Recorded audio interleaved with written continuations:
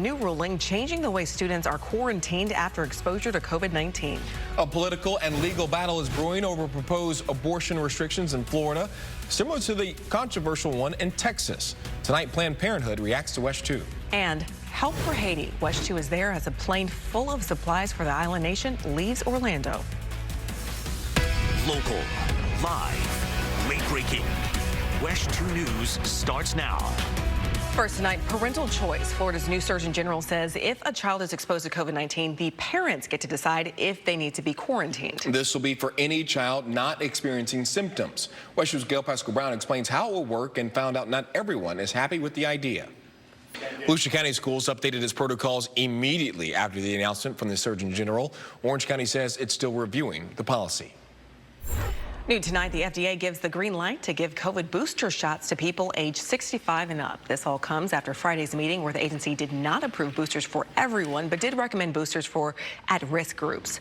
Pfizer presented some new data to the CDC panel today. Both Moderna and Johnson & Johnson have also submitted booster data.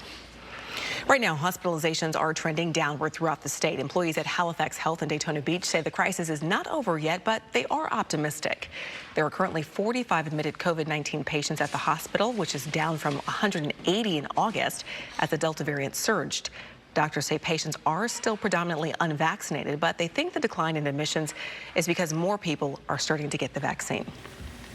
A new proposal to restrict abortion rights in Florida has some cheering and others, well, gearing up for a fight. WESH 2's Kelsey Thorud explains what the bill includes and how Planned Parenthood is reacting.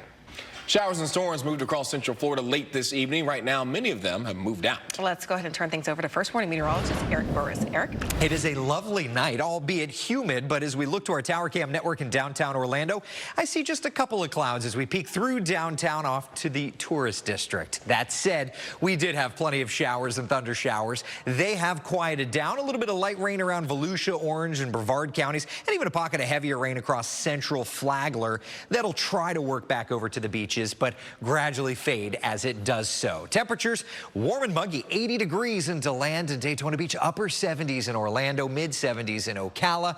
But relief is on the way for tomorrow, the first full day of autumn, and there is an autumn weather pattern. A cold front is pushing right down the peninsula, and while it doesn't offer any colder temperatures, it's the first front. It offers at least a little bit of an adjustment in the humidity department. So overnight tonight, we'll watch those cloudy skies kind of thin out a little bit. And then by sunrise, don't be surprised if you wake up hearing some showers outside. That's the front moving through. But what happens after? Central Florida's certified most accurate forecast, plus a check of the tropics in a minute. New at 11, detectives are investigating a suspicious death of a woman in Volusia County. Deputies were sent to a home on Orange Grove and Pine Tree Drive in Ormond Beach. That's when they found the body. The person that lives in that home is now being interviewed by investigators. All three men accused of being involved in this week's shootout with Orlando police officers have been arrested. That's right. Today, we got a look at one officer's body cam footage showing the moment those bullets started flying. Watch out, watch out, watch out.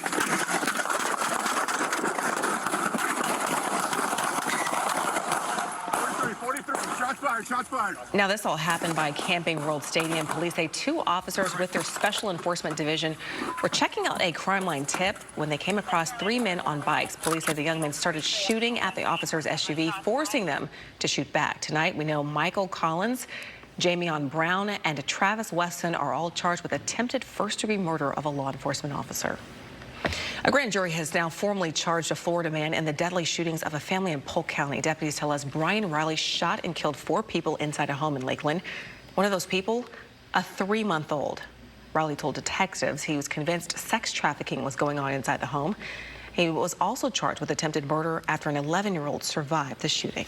The FBI is asking for the public's help in finding Gabby Petito's fiance after a coroner confirmed the 22-year-old died by homicide. Brian Laundrie is the only person of interest in her death. Petito disappeared after the couple took a cross-country road trip in August. Landry returned to his Northport home without her. A Florida dive team has now joined in on that search. Police believe he could be somewhere in the Carlton Reserve in Sarasota County. His family says he was getting ready to go on a hike there when they last saw him last week. The Osceola County Sheriff's Office has unveiled their new real-time crime center designed to help deputies respond and solve crimes faster. Sheriff Marco Lopez says the overall goal of the center is to get ahead of crime by tracking down suspects and using technology like cameras and social media platforms to follow their every move. The platform is also used in the Volusia and Lake County Sheriff's Offices as well as the St. Cloud Police Department. New at 11, help for Haiti. The island nation is engulfed in political turmoil, the coronavirus pandemic, and cleaning up after a massive earthquake. Many people are trying to leave, but those who stay are now having trouble getting basic supplies. As WESH News' Luana Munoz reports, help is on the way. The plane is scheduled to leave Orlando International Airport at 6 tomorrow morning. Commissioner Sipling says the trip is the first of what she hopes will be a series of shipments and supplies being sent back to Haiti.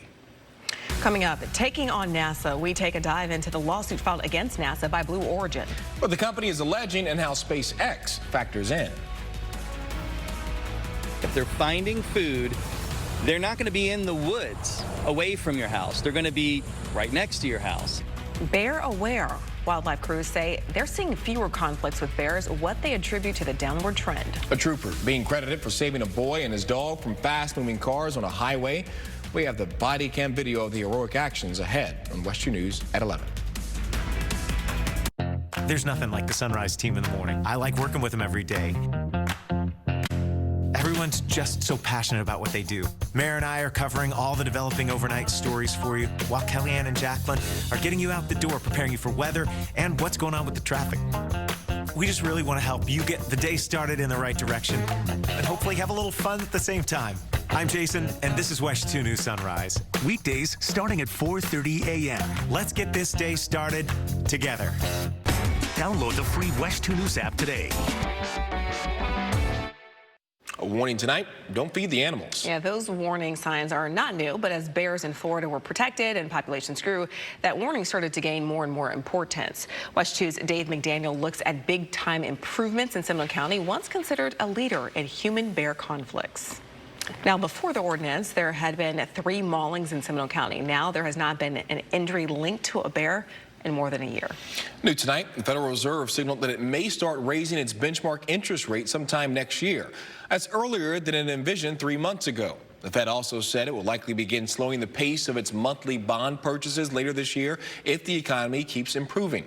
The bond purchases were designed to lower long-term loan rates to encourage borrowing and spending. We have some new details tonight in the ongoing battle between Jeff Bezos' Blue Origin losing out on a NASA contract to Elon Musk's SpaceX.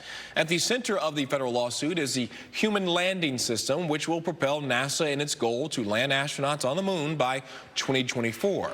Blue Origin was one of the companies who put a proposal before NASA. It claims NASA changed the parameters of its selection process over budget constraints and gave SpaceX advantages in winning the contract. Lawsuit asked a judge to put a stop to the current contract and open discussions back up to make a new selection and award.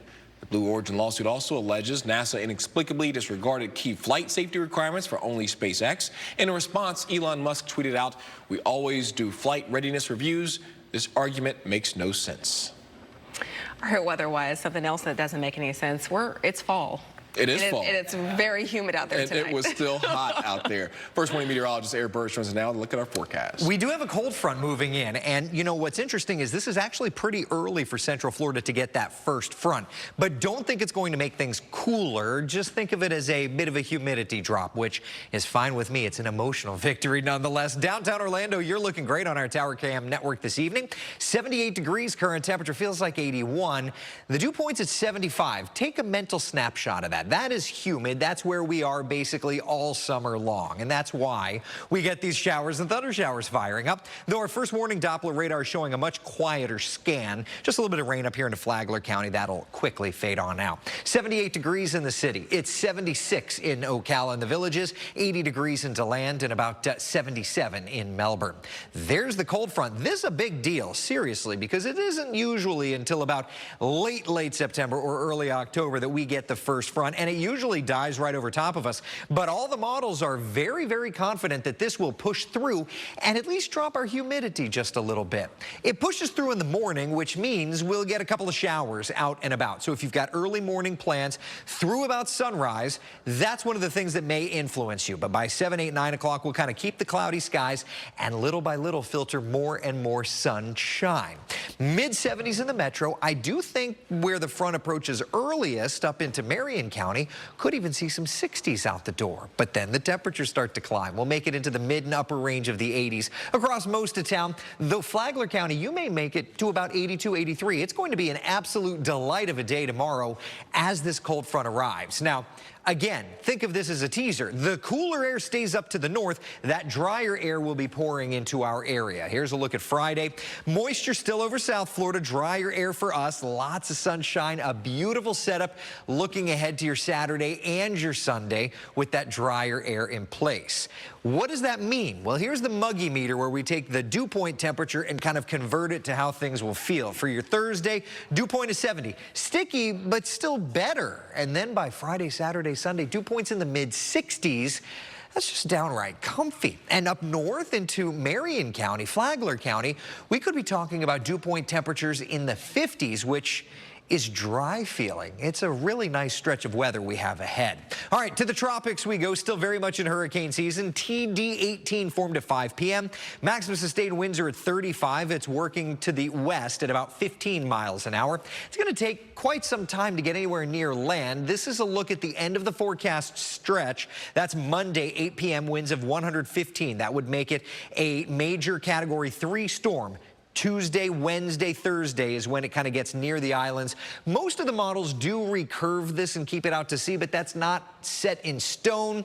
We'll have to watch TD18 closely. In the meantime, we're also going to have to watch this unbelievable weather forecast we have ahead. Again, not getting much cooler, but the humidity going down. 87 your high temperature tomorrow, 88 on Friday. Look at the morning lows. Saturday, you wake up to 70 in the city, but 60s north of town. Let's go for a Saturday morning jog.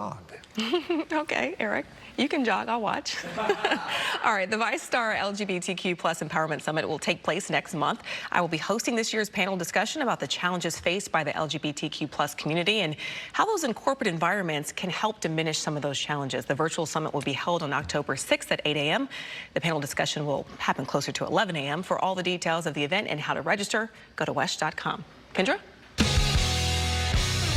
Summer, I'll jog in your place. All right, coming up in sports, one Buccaneer is going back on his comments and says he does watch film to get ready for his next game, and lots of it. Plus, the Rays look to clinch a playoff berth against the Blue Jays, but it might get a little chippy out there before that can happen. Those highlights after the break. No one likes sitting in traffic, so when there's a problem, I say heads up. I feel good if I can help people get to work and school as smoothly and safely as possible. I'm Jacqueline, and this is WESH 2 News Sunrise. Let's get this day started together. WESH 2 Sports is sponsored by Mullinax Ford, where our low upfront prices and no dealer fees makes buying fast and easy. Shop Mullinax, Florida's largest Ford retailer. Now, WESH 2 Sports, sponsored by Mullinax Ford. Antonio Brown is out due to COVID safety protocols. Hello, I'm Kendra Douglas. The Buccaneers have placed the wide receiver on the COVID-19 reserve list. To get off it, he needs to have 2 negative tests within 24 hours. Well, hey, stay with us. More to come after the break. First warning weather on WESH 2 is sponsored by Orlando Dodge Chrysler Jeep Ram on West Colonial Drive. A New Jersey trooper has been credited with saving a boy and his dogs after they ended up on a highway. Just don't let it go. Whatever you do, don't turn. When the trooper passed them, he immediately slammed his car into reverse, jumped out, going after the little boy, chasing after his 2 dogs. The trooper picks up one of the pups and walks the boy and the other dog to his SUV and out of danger. I think he was there. That could have been. And so many people are just flying down the highway. Yeah. And could have been looking down. This could have really ended tragically. He's not going to be alive, for sure. All right, we've got a little bit of time for one final check of your forecast. Here's Eric. How are we doing, Eric? We are looking very nice. We've got a cold front moving through overnight, so expect the potential for a few showers in the morning. Temperatures will hang out in the mid-70s for the metro, upper 60s north of town. 7, 8, 9 o'clock, those showers will start to thin out as they push to the south, and we will make our way to an absolutely wonderful 87. 20% coverage of showers, and I think we may see 1 or 2 sprinkles through the weekend, but my friends, this weekend forecast looking perfect. Remember, you can wake up with WESH. Our sunrise crew starts at 4:30 a.m. with overnight news, first warning weather, and your traffic. WESH News is always on at WESH.com or the WESH 2 News mobile app. Thanks for watching. We hope you'll join us again tomorrow night. See you then.